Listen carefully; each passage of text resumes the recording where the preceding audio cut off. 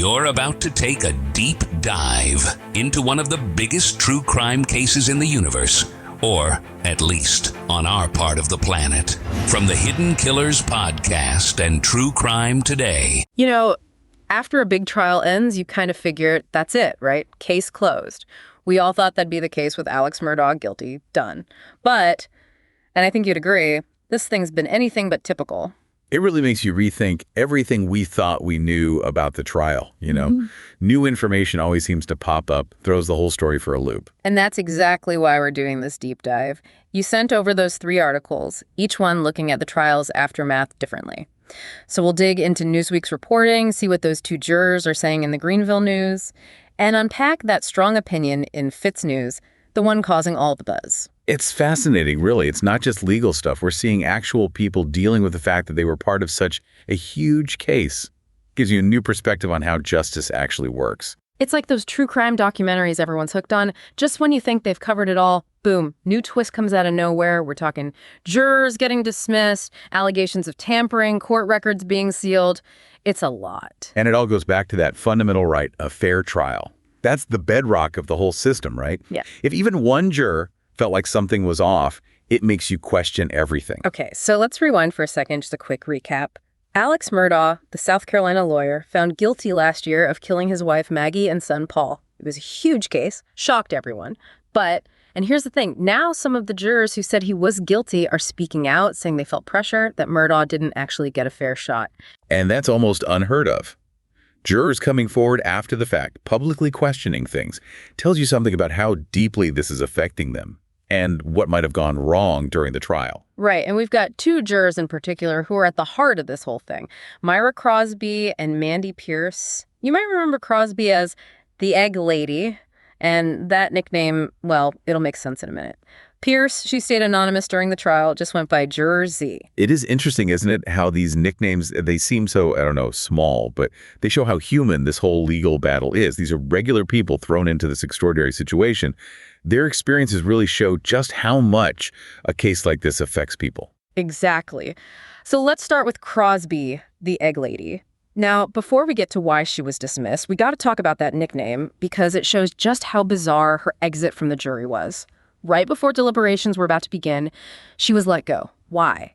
Allegedly talking about the case, and get this, asking someone to bring her eggs from the jury room. You can't make this stuff up. Definitely unusual, that's for sure. Yeah. Shows how easily things can be misunderstood, even in a serious situation like this. Yeah. But more importantly, it raises the question, was this whole egg thing just an excuse? Did they want her gone because she might have voted not guilty, like she's saying now? And that's where things get complicated. We've got different stories of what went down. Crosby saying she just asked a simple question, but others think she was breaking the rules, talking about the case when she shouldn't have been. And then there's Becky Hill, the former clerk of court. She's right in the middle of it. And here's where things get really messy.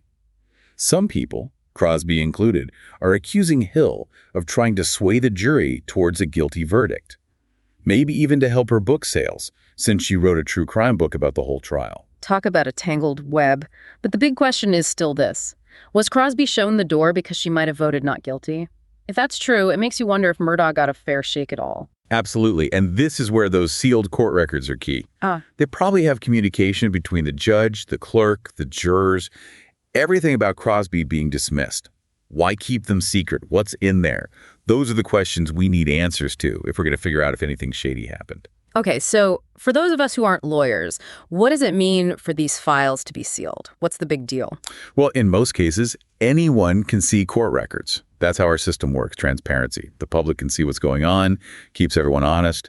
But sometimes a judge can decide to seal records if there's sensitive information to protect someone's privacy, you know, like if kids are involved or a witness needs protection. So it's not totally unheard of, but it's usually for a specific reason, not just any old time, right? Exactly. And that's why everyone's so suspicious about these files being sealed. Fitz News even called it a cover-up, straight-up conspiracy stuff. Now, we don't want to jump to conclusions, but keeping things under wraps just makes people more suspicious, you know? Adds fuel to the fire, especially when you've got Murdaugh's lawyers crying foul, claiming the jury was tampered with. Could be grounds for appeal, right? Exactly. Which brings us to Mandy Pearce. She's different from Crosby. Pearce voted guilty. But even she's having second thoughts about the whole thing. This is where it gets really interesting. Pearce hasn't said outright that she thinks Murdaugh's innocent, but she's got doubts, says something wasn't right about the trial or the verdict, the one she herself handed down. And that's huge. It tells us there might have been something going on in that jury room, some kind of influence that shouldn't have been there. If just one juror feels pressure, it throws the whole idea of a fair trial out the window. And then we've got Joe McCulloch. He's the lawyer for both Crosby and Pearce.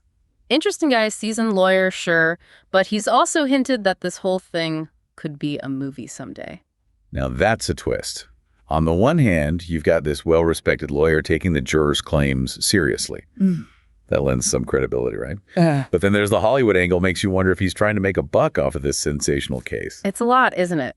Dismissed jurors, talk of tampering, secret files, even a movie deal. It's like something out of a legal thriller.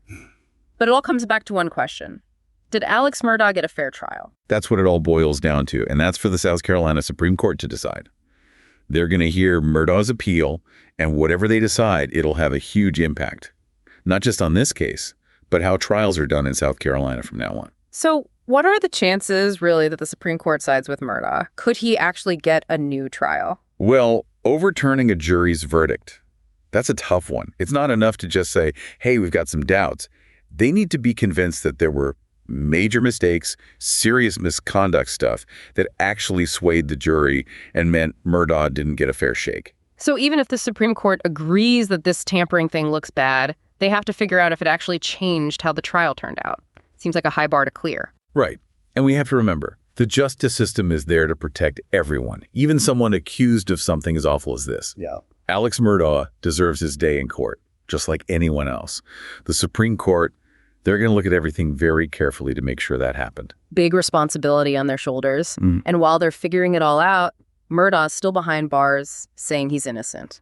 It's easy to get caught up in all the legal wrangling, but there's a man at the center of it all, a man who's lost his family, and now he might be spending the rest of his life in prison. And that brings us to another important aspect of this whole thing, public opinion.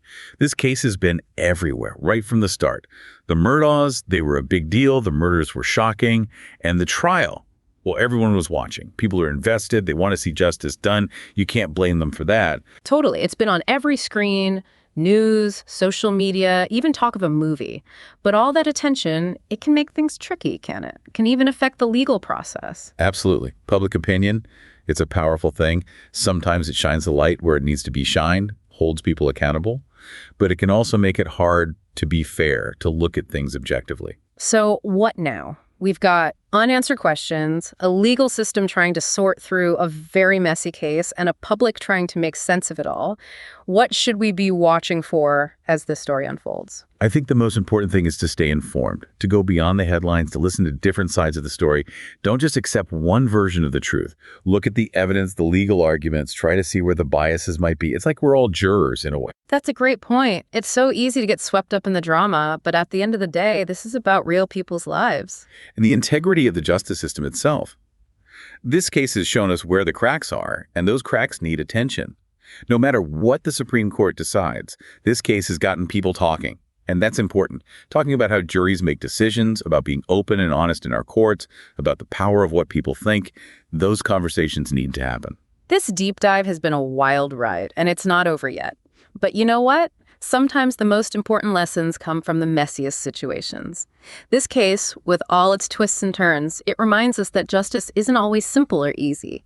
It takes work, it takes thinking critically, and it takes all of us being committed to fairness to make sure that our justice system is truly just.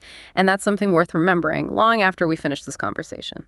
In a world where the darkest secrets lie just beneath the surface. They said it was an accident, but the evidence says otherwise. Where hidden killers roam, unnoticed, in the shadows. I think you would definitely be looking at a blend of toxic, very bad narcissistic personality traits, and they will be vengeful and possibly resort to violence. Join Tony Bruschi as he uncovers the truth behind the most chilling cases. They said it was an accident, but the evidence clearly says otherwise. Each episode, we dig deep into the minds of those who commit the unthinkable. To your point on narcissism, he thinks in his own mind how witty he is. Yeah. But he lost that jury. I was done with him in 2 minutes. From unsolved mysteries to infamous crimes. Geez, you've just talked about how you've taught yourself how to do everything under the sun. I bet you did a YouTube video, how to best kill somebody with a knife. Hidden Killers with Tony Bruschi takes you where few dare to go. How does someone with such a dark secret go unnoticed for so long? With multiple new episodes every single day. We're not just telling stories, we're seeking justice. Listen now on Apple Podcasts or wherever you get your podcasts. Just search for Hidden Killers with Tony Bruschi.